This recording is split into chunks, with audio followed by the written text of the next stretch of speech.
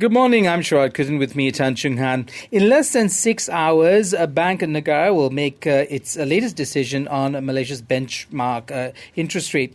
And here in the studio to join us to look at those issues is Jameel Ahmad, global head of currency and strategy and market research for FXTM. Thanks for joining us, Jameel, this morning. It's exciting times. All right, Jameel, first things first, will the OPR, that's the overnight policy rate, stay at 3.25% come 3 p.m. today? Good morning, and thank you very much for having me. Firstly, I think it's quite likely that the OPR rate and monetary policy will be left unchanged today. The only reason to potentially consider cutting interest rates at this time is because of these really volatile external uncertainties, such as the trade war tensions. But when it comes to the local economy itself, inflation is low. The economy is still performing well. Growth should come in above 5%. There's no reason to cut interest rates on that basis, and that's why I think overall they should be left unchanged. However, this trade war tensions certainly have to be monitored, and it's a risk for this whole market, the Southeast Asian economy, and the global economy as a whole. Yeah, it looks like 3.25%. That's very much in line with what markets are pricing in right now. But just to be clear, if there's any bias, it's going to be dovish. Yeah, because everybody's expecting policy to be unchanged and for the same rhetoric to be quite consistent, it's going to be very important to monitor any news flow or headlines that comes from the statement that we're potentially monitoring global risks, which would include the external headwinds from the current tensions between the United States and China on trade. So any headlines on that front would be considered as quite negative and dovish, because it doesn't seem to be something that the market's expecting at the moment, but it's something that I definitely am monitoring. You know, Jameel, I did see you walk in. I did not see you walk in with your crystal ball. So I'm assuming analysts like you are working off some sort of logic to work out or anticipate, the actions of central banks around the world. What could make this go the other way? Could there be an unanticipated decision at this today? You can never say never, and the reason for this is because there's so much uncertainty over global trade tensions, and nobody knows how this is going to unfold. For example, President Trump just 1 hour ago announced new tariffs on China. There's a big question mark now over how Beijing might retaliate or react to this, especially when you consider the comments that came from Beijing on Friday morning. And of course, it's not just the United States and China. You've got Canada's involved, European Union, Mexico. This can involve the whole global economy, and it's why it's very difficult to say what might happen next, because nobody knows with this trade rhetoric. Now, we have these global macro uncertainties, but at the Bank Negara level, we have this new factor as well, that being the new Bank Negara governor, Noor Samsia. What do you make of her right now? Does that lend certainty to your monetary policy outlook for Malaysia? This is the first decision since the new governor came into play. And if I remember rightly, the last time there was a new governor, the first interest rate decision led to an unexpected interest rate hike or cut. That was back in 2016. Generally speaking, she's inherited a good economy. Economic growth is still performing well. The ringgit has actually been quite resilient.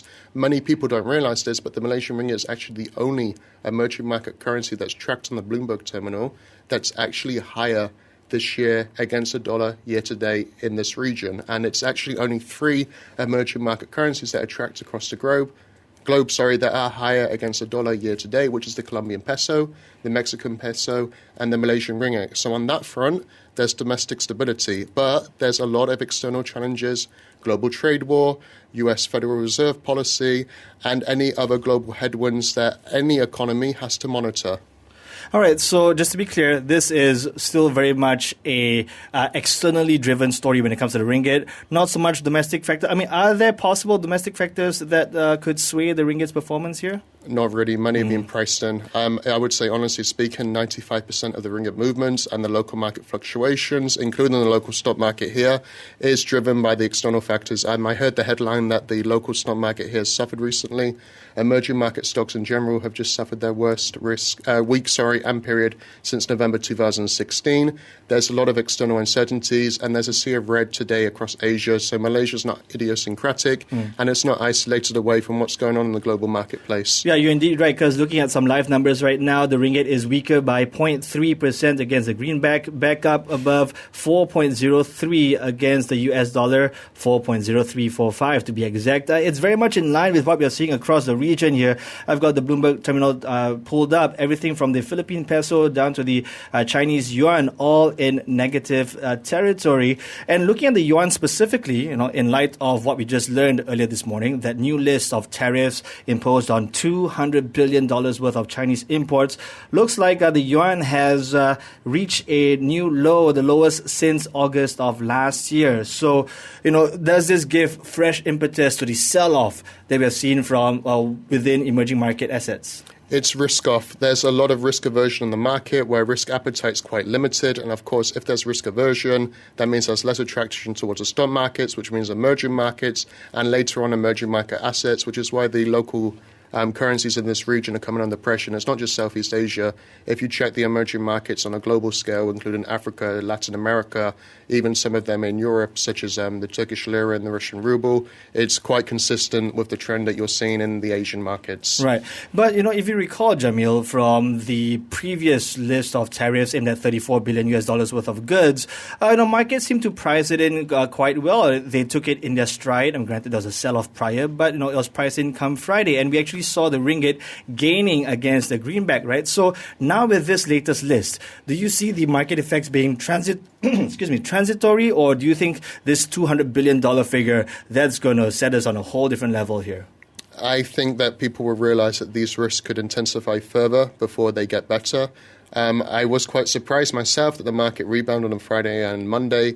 But as you see this morning, there's big news. US is not backing down. US will go probably even harder because there's a midterm election in a couple of months, and Trump really wants to hammer the point home that he's backing up all of his campaign promises, which means that this rhetoric and this narrative on the potential trade concerns is probably going to get a bit worse before it can get even better. People often focus on the U.S.-China trade issues, but there are other fronts that Donald Trump has opened up. He's opened up a front with the Canadians and the Europeans. Absolutely. And, we just had news the Swiss are taking the U.S. to the WTO over the steel and aluminium tariffs. I mean, how do you see this kind of panning out? I mean, are we going to be looking at a global war? Everybody's going to be fighting one enemy, and that's Donald Trump and the U.S. This is the biggest risk to global economic growth since before the global financial crisis, and that can be understated. All we're seeing so far is global market volatility. Obviously, the volatility in the markets has been quite high recently, but nobody knows how far this could go because we're only talking about tariffs right now, and it's going to take a number of months before we see what impact this has on data. Of course, any retaliation or any further encouragement to go further with this trade rhetoric where it gets very negative on any economy, it could be a serious risk to global economic growth. Look, Jameel, you've used the word uncertainty several times now in this chat that we've had. So now you're global head of currency strategy and market research. What are you telling your clients then? Is this all about the dollar right now? It is. It's all about the dollar, and there's only a couple of reasons right now why the dollar's strengthening. And the most interesting reason, because I think we're limited for time, is that there are expectations that if there's a trade war, the United States will perform better, and it will be more well protected than the economies that President Trump and the U.S. administration are targeting.